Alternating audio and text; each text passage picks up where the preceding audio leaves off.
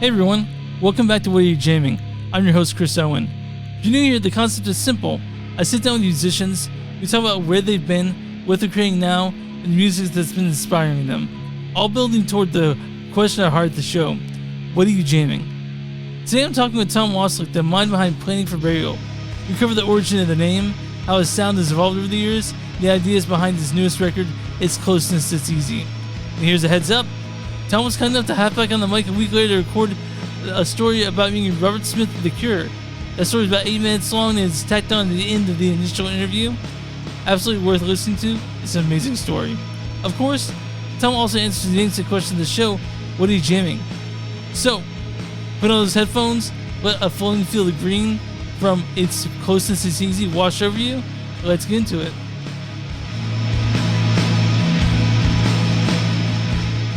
Hi Thom, how are you? Good. How you doing today, bud? I'm doing good. Can you want to introduce yourself, people who are listening? My name's Thom Wasluck. I perform music under the name Planning for Burial. Great. Where are you located at? I'm in Wilkes. Well, I always say I'm from Wilkesburg, Pennsylvania, but I actually live in Mountaintop, Pennsylvania. But it's just easier to say the closest city, which is where things happen. Yeah, so I grew up in a place called DeSoto, Texas. I told I was from Dallas. So it's easier for me too. Exactly. So to start, I'd love to hear about how you get the name Planning for Burial, how you chose it, and how you cleared out what you wanted, or you just grow over time when it comes to your music. I don't know. The name is very much to do with like when I was like 13 years old. Mm-hmm. My grandmother died. My grandfather, who I thought was like one of the hardest, coldest men I've ever met, completely broke down. Completely heartbroken. Sure. He got cancer within that time, and then I'm 13 years old watching him literally plan his own burial and his funeral and stuff. Yeah. And to me, I was like, this is one of the fucking most brutal things ever. Yeah. He was so heartbroken that he was just like came to terms with his own mortality, and it was just like, all right, I'm checking out. And he was gone within probably 8-9 months. Jesus Christ, Yeah. So that's where the name comes from. Yeah. Were you close to him? Yeah. I mean, as close as you could be when you're, only 13 years old when your grandfather dies. There's lots of things I think about now growing up, and I'm just like, I think I'm actually older now than my father even was when my grandfather died. Yeah, so it's so fucking weird to think about their parents and like what they age are now when they are then, because my dad had me pretty young, and I remember when he turned 30, and I was like, wow, that's crazy. He had me at 22. I remember when he told me he was 30. I'm 39 now. I have no kids, so. Yep, I'm 41. I don't have any kids. Yeah. Same thing. I remember when my dad turned 30. My dad was 23, almost 24 years old when he had me, and I was his second kid. Yeah, so, yeah. It's fucking wild. So, I guess getting back to music, when you listen back to those early recordings, what do you hear that's changed? Is there anything you still feel essential to what you do today? The early planning, once I gave it an official name, I would say I still like minimalism, but done in a maximalist way. Sure. I guess that's the best way I could describe it. I like just really thick and very layered music, but not a lot going on. I'm not the most technically proficient musician. I was a little bit more when I was younger, I think, but that was when I was playing in other bands. Oh, sure. Yeah, those are the people. So this is going to be a hard one to get everyone. Okay, if you had to describe your music to someone who's never heard before, what would you say? How would you describe it? All right. It took me a lot of years, but I've actually figured out the easiest way I describe it to people now. It's just... I mean, when I don't want guys at work to look it up, I just tell them it's noise. Sometimes I get guys that are interested, but for the most part, if people ask me now, the best way I describe it, and I always tell them it's not 100%, but I just say it's like if The Cure made a noise metal record. I don't know. I could be completely off, but to me, that's what I think. Yeah. I have people work to ask about the podcast I do, and I usually just don't. I say I just give them a link, but I don't ever want to describe it to them because I feel weird, like hawking myself to them, like trying to sell the podcast out. They have other million things to listen to. You hear me all day working out to hear me. Yeah, I don't know how it works, but yeah, exactly. Yeah. You said it exactly. You don't really want to sell yourself or whatever. It's just kind of like this is the thing I do, Yeah. So let's go ahead and jump into the new album. It came out like in May, right? Very end of May. Yeah. So the title, "Its Closeness Is Easy," really stands out to me. Where did it come from, and how do you feel it connects to the mood of the record?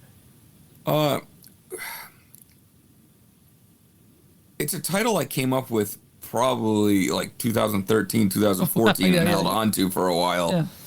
So I can't even tell you exactly the title. Mm-hmm. What was the catalyst back then? I mean, it was so long ago and my life was completely different then, but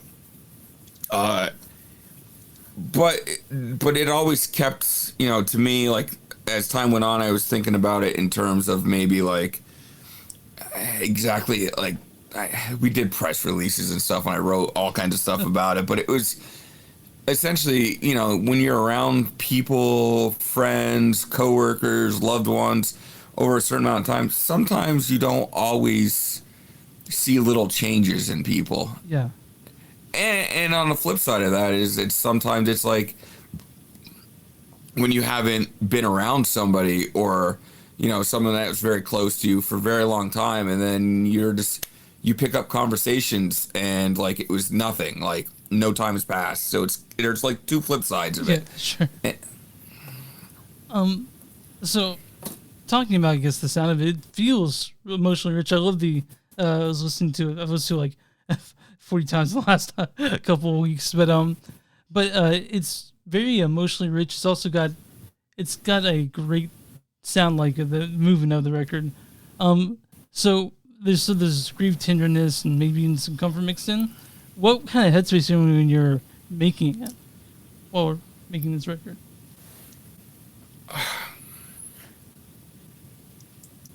I mean, I read it very quickly. Yeah. Like once I was actually done, but it was written over a space of maybe a year or two, maybe a little bit longer.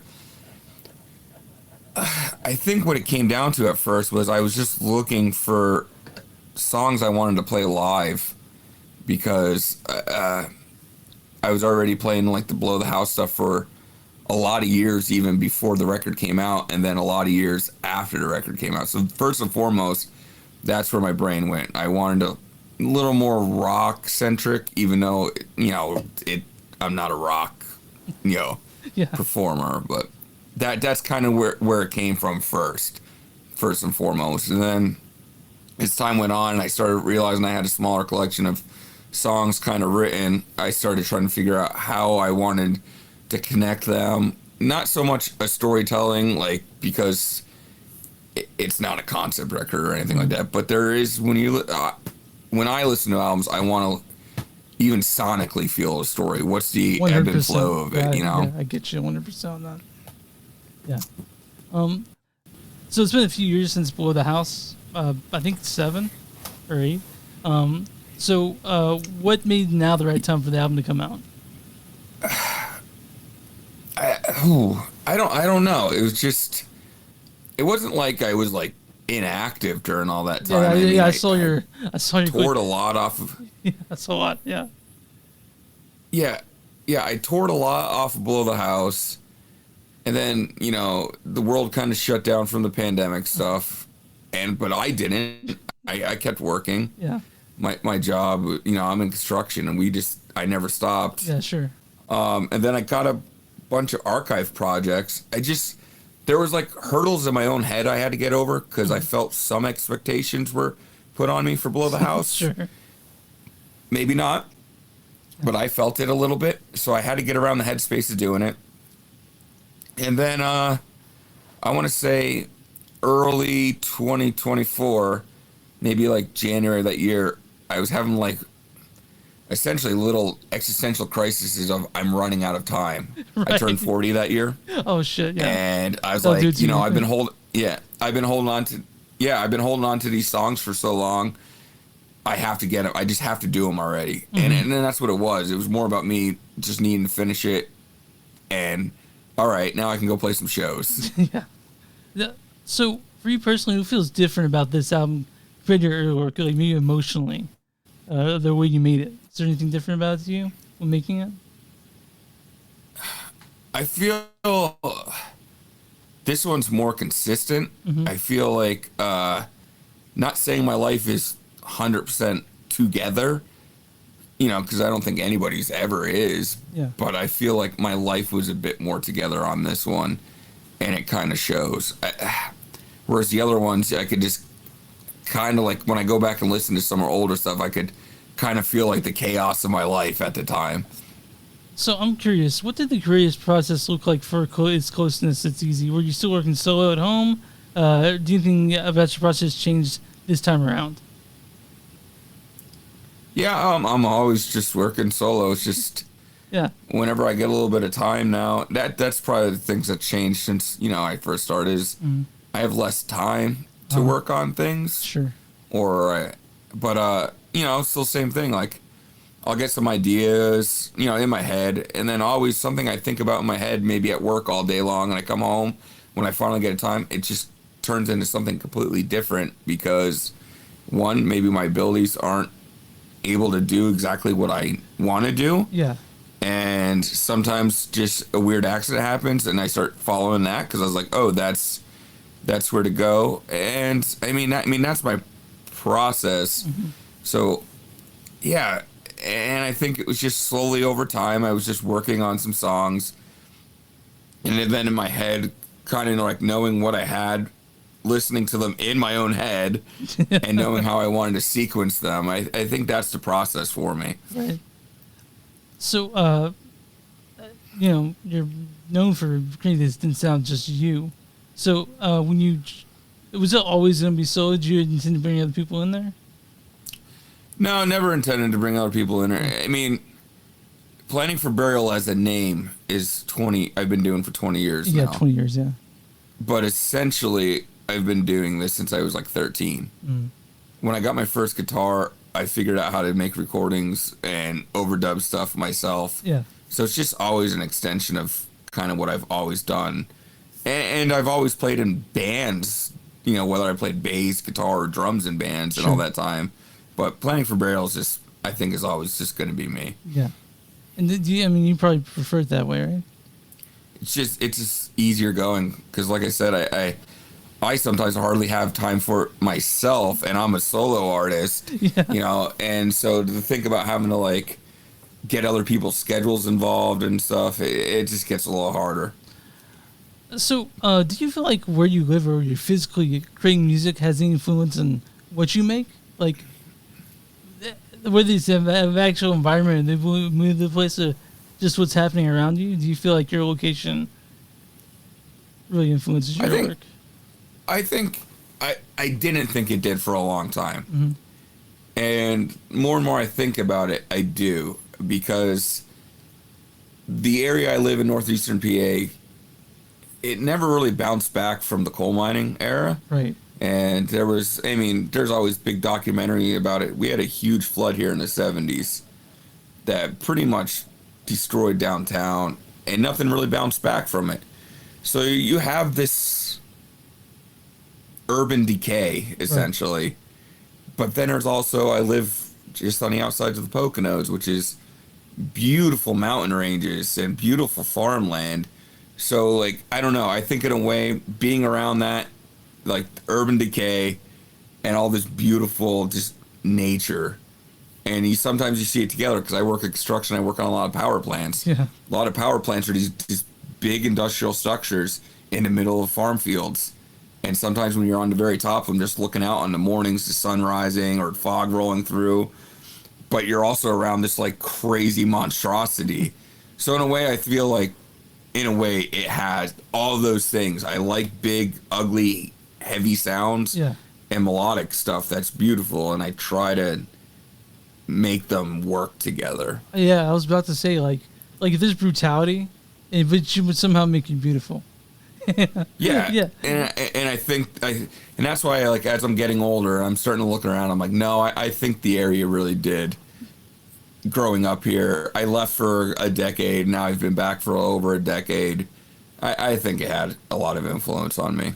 Yeah, I was actually looking at the demographics on Wikipedia because why not?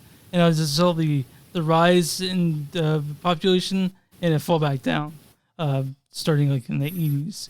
So I was like, huh. Yeah. So you crafted your pretty unique sound. Can you talk about like the type of gear and instruments you have that imported for this record? Like any favorite new toys you brought in? You know what's really wild is this record wasn't really a new toy record. This was like, in a way, I feel like this is a bare bones record. Like guitar, amp, drums, some synthesizers I had. I mean, between Blow the House and this album, I bought one of those. They're like, it's an actual Mellotron, but it's a digital one. Yeah. I bought one of those. I used that a lot on this record, but I've also used that a few times on some like lesser things in the last few years. But for the most part, this record was like I said, just bare bones. These are the tools I have. These are the tools I know. And right now, I'm currently just like starting to buy some gear, and I'm like, all right, now I need to figure out some new stuff. So since I'm a guitar player, I ask, what are you playing right now? Like, what axes do you have? I'm a big Fender Jaguar person. Hell yeah, you are. Yeah. I love them. I got a Fender Mod Shop Jag made in 2020. That's kind of been my main guitar. Yeah. But the record, I have a old Squier Telecaster that I pretty much use for all the old stuff. That's dope. Yeah. Yeah, and at the time, I mean, it's so funny. I looked them up recently, and I think it's like a $300 guitar now. But when I got it, it was like $160. Yeah. Brand new, and yeah, it's one of my favorite feeling. It's one of my favorite sounding guitars. Mm-hmm. I use that a bunch, and then I have a couple others. I mean, various different versions of Jaguars. Sure, yeah. That I used quite a bit on this record. Yeah, I when I was growing up, my first guitar was like those $99 Epiphone specials, Yeah. But I loved that thing so much. And it got stolen a while back. And I know, but I got a LP Studio, so I'm feeling okay a little bit. But yeah, okay. Yeah, I got Gibson LP Studio, which just something the way it plays. Anyway, let's move on. Yeah, and that's it. Like, so if you had that $99, if that was what you learned to play on, and you still like the feel of it, yeah, you'll never probably find a guitar that feels like that. No, it's heartbreaking. But yeah. So I guess elaborate a bit more. Is there any particular piece of equipment or tools that helped you in your headspace or define your sound to you, like from the very beginning? Something you've always made sure that was there. Yeah, there's actually two pedals. Okay. There's two pedals that I've always said are the key to the playing for barrel sound. It's an Electro-Harmonix Little Big Muff. Sure, yeah. It's like, when I was like maybe 11 or 12, maybe I was 12 years old, mm-hmm. A friend's dad had one of the big big muffs, like they were giant. Oh yeah. And he let me borrow it, and to me, even back then, it was like there is no better sound in the world than just a big muff. Yeah. So that I'm still with you, man. I got 3 different versions. I got a Russian one. I wasn't about to buy the metal muff, I think, but metal muff's great. Yeah. I don't own one, but I've definitely used friends, and they're great. Okay. So I have those. I have the Wada one from Boris. Oh, dude. Yeah, I got that one too. It's fucking dope. It's amazing. It's such a cool, unique, like wild sound and the EQ on it. Uh-huh. I didn't actually use this on this record because, funny enough, I wanted to. Yeah. And when I went to go record the parts I wanted to use for it, I couldn't find it. So, yeah. I mean, it's not like I have a little basement area with all my gear, and I get pretty messy, and I just could not find it, so it was whatever. Yeah, I got a stack of pedals that I need to organize. My wife gets on to me, so. Yeah, and that's it. I have like a little rack with all my pedals that are in boxes and stuff, and sometimes, yeah, it's just... But the other piece of gear is the simple Boss RE20 Space Echo. Yeah, it's got. I mean, Boss, their pedals look boring, but they're always so fucking awesome. You know? Yeah, they're workhorses. Yeah, I love a good boutique pedal. I do. Yeah, I own a bunch. I don't like to tour with them because one, if they got stolen, might be hard to get them again. Sure. If they break, it might be hard to get one again. Yeah. I've had Boss pedals that I've had since I was like 15 years old that I've beaten the shit out of for years, and they still work and they still do exactly what they need to. That DS1 and if I needed to, I could. Yeah, and if I really needed to, I could probably find them. Some of them are a little bit more expensive now than they were in the last 15, 20 years, but I could find them. What's your favorite boutique pedal, if I'm asking? There was it's a fuzz pedal. It's from this company called Instruments for a New Future Electronic Music. It's a long name. Yeah. You could almost find no information about them anymore. I think the person that was building them just kind of stopped, got out of the whole world. It's just crazy fuzz that you can make a gated fuzz. Oh, dope. Yeah. It's like a 140. I think it's called their 141 fuzz. Okay. When I was working on Below the House, a friend of mine from out in Pittsburgh had it. And he was doing more, drone, ambient stuff, even though he played in some metal bands. And he's like, I don't really like this pedal. He's like, do you want it? And I looked up, a quick video, because at the time, this company was still very much active. Sure. So I looked it up, and I said, yeah, sure. And he goes, I'll sell it to you for like $100 shipped. He wasn't looking to make money. He's like, whatever. Sure. So I bought it, and immediately I was like, dude, this thing sounds crazy on everything. Synthesizers, guitars, and I kept just like recording things and sending it to him, and he was like, I wish I never sold it to you. Now, and it's one of those pedals where I want a second one just because I'm afraid of this ever breaks. Yeah. So I've been looking. They never, ever come up. And I think if they do come up, they're going to get super expensive. Yeah, so you take care of your baby, Yeah. And I will say I do tour with that one. That one is on my touring board, so I get nervous. Yeah. So your music always carries a lot of emotion, but this record feels especially vulnerable to me compared to other stuff. Was that something you set out to do, or did it just come through the writing that way? I think in terms of like trying to convey emotion and things like that, I don't ever set out to do stuff. It just presents itself as it happens. So, yeah. That's the easiest answer I can give on that. That's a good one. And then I guess the thing comes with, like, do you think of a specific experience that you're writing? Or again, just sort of, just comes to you. You're just writing and you come across it. I'm just writing and it comes across stuff. Like, I had a thought about something the other night walking through my backyard. Today, a thought about that came up, and really quickly when I got to work, I wrote some things jotted down on my notes. It's just what it is. Dope.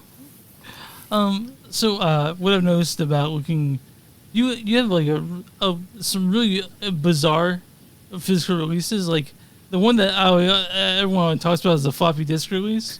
Yeah. So can I get a little more story behind that one? I mean, my friend Bob was running a small label at the time. He released Quietly on cassette originally when it was just the 3-song EP, and he came up with the idea. He's like, hey, I have a floppy drive, we could do it. And I said, fuck yeah, let's do this. I mean, that was also at a time where I was like, yeah, limited stuff is cool, and I was never thinking that anyone would really care about it. I wasn't trying to purposely like make things scarce. It was just we were trying to do cool stuff. Yeah. And then I like I said, I didn't purposely do it. I also thought that people weren't going to care much about some of the stuff I did. So it was like, oh, if we're only going to make 12 of these, who cares? Yeah. Yeah. I mean, it's definitely cool. I'm glad that it was put out later in a compilation release, so the everyone else in the 21st century could hear it. So yeah, and that was it. Because you know what, I realized I never actually put that whatever it was like this little like 1 minute piece thing. Yeah, I never put it actually on Bandcamp or anything until this compilation. So thanks for that. Yeah. So there's a really strong DIY spirit for your your playing for Burial. Has it always been like that? Do you prefer it that way? Because I remember I read I was looking at your social media. You said that you booked the tour in June all yourself, 39 dates, no agent, just you and without some friends. So like it's really important to basically DIY aesthetic for yourself. Is that? Do you think about that a lot? It's just I could do the work. Why shouldn't I? Right. That's kind of what it comes down to. I mean, I can't call myself 100% DIY. I'm on a record label that's a fairly big record label now. I'm not doing the pressings of myself, but I've released cassettes and CDs myself and things like that. But I don't know. It's just it keeps it fun for me. Yeah, sure. You know, the community aspect of it, meeting people, getting to see friends that are still involved with it too. Yeah, I don't know. That's my thought on it. Yeah.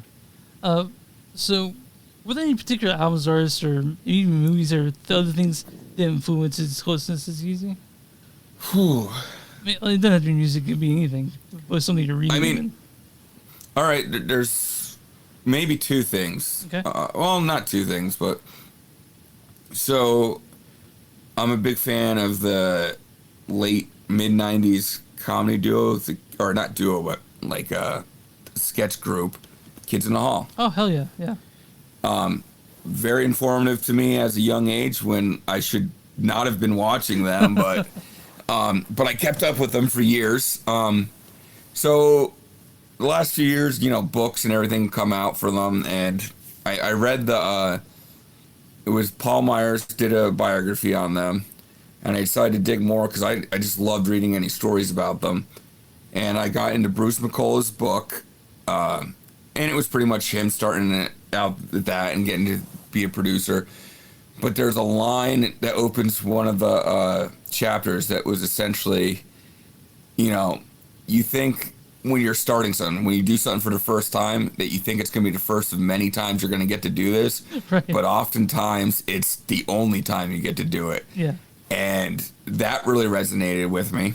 I think that kind of went into my existential crisis a little bit, maybe a few years after I read the book, but it was a quote that really stuck with me, and I misquoted. Everything I just said was out of context, but so I think that came, I was like, man, I have these songs that I've been working on forever and people have been wanting, and I've been playing live that people have seen, so I'm like, I have to do it. I just have to get these things out, so that a little bit played a role into it. And maybe it doesn't come up in the music as much, but the music of Steve Reich. Okay. Specifically music for 18 musicians. I felt there was like a 2.5, 3 year period there. I legit listened to that album every single night. So there's a few things, like parts on the record that it doesn't come across, but I know it's there. Yeah, sure. There's songs where it's literally one chord. It will play through the entire song. Underneath, and other things are playing and moving around that one chord. Or there's other songs that are two chords, and everything is moving around that to make it feel like it's not two chords. And that's the Steve Reich influence on me, even though it does not sound like Steve Reich. So I know you've been performing some of these songs live. How does it feel to bring them to stage? Like, I know you put them together at home, but when you make these songs, do you always think about how this is going to translate live? Well, I think at some point I played every single one of these songs live before I even recorded it. Oh, nice. Yeah. So, like the first track, You Think, I started playing that live maybe in 2019. So, yeah. But I end up putting a whole middle section in it that's different, because after playing things live, I I'm still a solo act, but I still get the vibe of like how bands sometimes they premiere something live and then they're like, all right, maybe this didn't work and we need to change something. I still do things like that. Yeah. I've had songs where I haven't fully figured out the lyrics or how I even want to sing the lyrics. Right. And that changes over time. So that was cool. And I think the biggest thing after the record came out was nice about performing them live was that people actually got to hear them if they, you know, I've played a lot in like the Northeast. Right. So there's some people there who like started getting an idea. They knew these songs, but everywhere else that I didn't play as much, they might have only gotten maybe YouTube videos and that stuff doesn't translate quite as well. So I think that was the nicest part of it. So I know it's still pretty early. It's been what, 4 months since your record came, 5 months since your record came out. But what's next for you? Like some shows next year. Okay. I have vague ideas for something else. I still want to. I recorded all kinds of footage, like video footage on tour. Mostly a lot of just like landscape driving stuff. Yeah. So I kind of want to try to piece that together, like break it down to a 30, 45 minute thing and then do some kind of drone soundtrack for it. That'd be dope. Definitely get Yes. So that's an idea. And then, like I said, I have ideas for other things. I was just saying I'm constantly writing words down and now it's just about finding some time. My work schedule's starting to calm down a little bit, hopefully, so I might have a little more home time where I get to do that. Yeah. So, before we wrap, I always ask this question for every podcast. What are you jamming? Like, anything you haven't repeated or recently discovered, what's on your turntable? I have 2 records this year that I feel like I'm listening to a lot. Okay. The first is the new album from Jeffrey Cantu Ledesma. It's called Gift Songs. I've been a big fan of Jeffrey's for a lot of years. I just can't get enough of the new record. On the opposite end of like, so that's more droney experimental. And it'll sound like I'm shilling for the label right now, but the new Agriculture record. Oh, it is dope. Yeah. Yeah.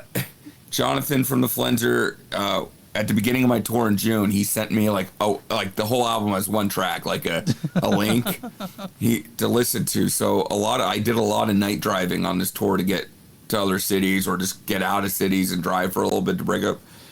I listened to that record a lot, and yeah, that record's incredible. And there's a solo record from Dan from Agriculture that came out this year called Kneeling. I love that record. Yeah. Well, dude, I want to thank you for actually making the time for this. I really appreciate it. Yeah, no problem. It was a good conversation. All right, guys, I'm back here with Thom from Playing for Burial, and I forgot to ask him a question in the initial interview, so I'm going to ask you now. So tell me about the time you met Robert Smith. Well, it first started with there's a festival in England. It's called the Meltdown Festival, and I guess every year they pick, a British, somebody from music that's like, well established or esteemed or whatever you want to call it. And this was 2018. It was the 25th year. Robert Smith was, he was curating it. And I remember I was still an apprentice at my job. I was working a lot of overtime, but, I catch some news stuff here and there, and I was like, oh, wow, the first initial people he's announcing is like 9 Inch Nails and My Bloody Valentine and all this shit. And I'm like, man, this would be so cool to do it. And I remember even coming home and like texting with my friends. I'm like, this would like a festival if I would. That would be the coolest thing. And then maybe like 2 or 3 days later, I come back from like on my lunch break or something like that. I don't have my phone on me all day. I open it up and I'm reading this email, and it's an offer. And I was just like, are you fucking kidding me right now? It's almost like I willed it into existence. Yeah. So that happens. I go and play 2 shows as part of this festival, which is like most festivals are like you think about it's like an all day or 2-day thing, or it's just bands all day. The way the Meltdown one is there's like a big stage and there's like a headliner and an opening act each night. There's a middle stage, same thing, headliner and an opening act, and then there's a smaller stage. So it's like 3 little shows, but it's over like the course of like 10 days or so. Right. And so I got to do 2 of them. We had like a killer person or whatever because my wife came with me. In fact, I got engaged on that trip in England. Nice. But yeah, so we had like a handler person for the day, and she kept saying like, you know, do you want to see the seat if Robert wants to come? And this is where he's going to sit for all the shows. And I was like, no, I'd rather not know because if I'm playing. Yeah. I mean, I am a lifelong The Cure fan. My older sister got me into him. In fact, the first person I even told about it was my sister who got me into The Cure. So yeah. Anyway, so don't meet him at this. You know, play the festival, whatever. It's awesome. Yeah. Hang out in London for a couple days. It was just a wonderful time. Fast forward 5 years. The Cure's doing the big tour for their newest album. They're touring before the album's out. And my wife and I ended up getting tickets. And maybe like a couple weeks beforehand, I was just like, you know what? I have Robert's personal email address. I'm going to hit him up. Shit.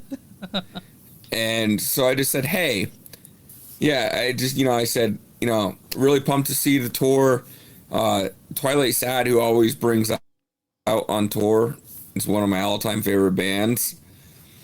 So I just was trying to shoot the shit there. I said, hey, my wife and I have tickets. You know, it is what it is. But it'd be really cool to be able to come and say hi to you really quick because I wasn't able to do it at this. And within like 8 minutes, he was emailing me back. Oh, yeah, sure. And he set me up with their tour manager and everything. So we got to the show. And this is, again, a couple of weeks later. Sure. We get to the show. We have to do this thing where, we're escorted back, and we're just kind of waiting. And then he just appears in the room. We're, in this little side room. And he was, one of the most chill, down-to-earth people I've ever met in my life. Yeah. Just bullshitting about gear, little funny story from the tour and, that they were currently on. And it was just, to me, it was still mind-boggling. I think it's I make fun of some older guys I work with that tell the same 4 or 5 stories over and over again in their life. Right. And I'm just oh, these fucking assholes kind of. And I'm nope, this is going to be the one that I'm going to be talking about for the rest of my life. And when I'm fucking dead, I hope people still talk about the fact that I got to meet Robert Smith.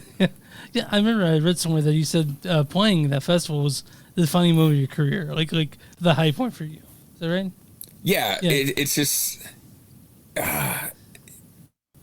I'm thinking about it. I remember having an out of body experience while I was playing. It wasn't even that the show was crazy because it was a weird seated venue. Sure.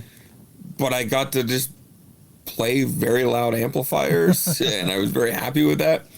But it's just one of those things. It's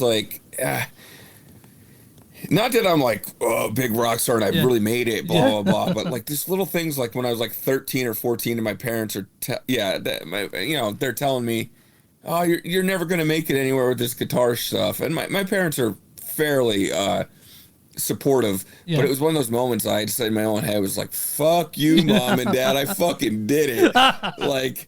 This guy that had posters on my wall fucking recognizes the music I make and is a fan and actually asked me to come play for him. Yeah. At his thing. So that's a huge thing for me. A quick question, just sort of inside baseball. Do they pay for your airfare, or do you pay for that yourself? I paid for it myself. Yeah. I mean, I got paid fairly well to play these 2 shows. Yeah. That's so that's a lot of. I mean, I don't have an agent and stuff. I know some people probably get their airfare paid for. Yeah. But I'm usually just whatever. I'm going to play this sick thing. I could probably get my airfare out of this. 1%. That's fucking dope, dude. Like, I couldn't imagine. To me, meeting someone like that would be surreal for me. I wouldn't. I get starstruck fairly easily. So, I could imagine something like that happening to me. Yeah, and like I said, he was just really down to earth. There was another dude hanging out in the room with us. I forget his name, and it escapes me. But essentially, this dude was at like the very first U.S. The Cure show, and has stayed friends with Robert ever since. Yeah. Oh man. Well, that's a dope story. It really is. Yeah. Like I said, I feel like it made more sense to actually say it than type it. Oh yeah, for sure. Well, thanks for talking to me again, dude. Yep, no problem.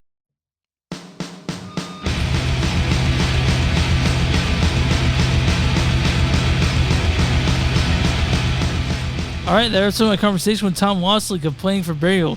He was great to talk to. We covered the origin of the name, the evolution of the sound, and his newest record, His Closeness Is Easy. Plus that incredible 8-minute Robert Smith story, which closes out the episode perfectly. Of course, Thom answered the questions at the center of the show. What are you jamming?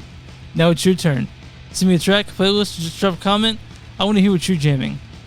I'm Chris Owen. This is What Are You Jamming? And I'll be back soon with more conversations. Until then, check out You Think from the new record. Keep listening and keep jamming on.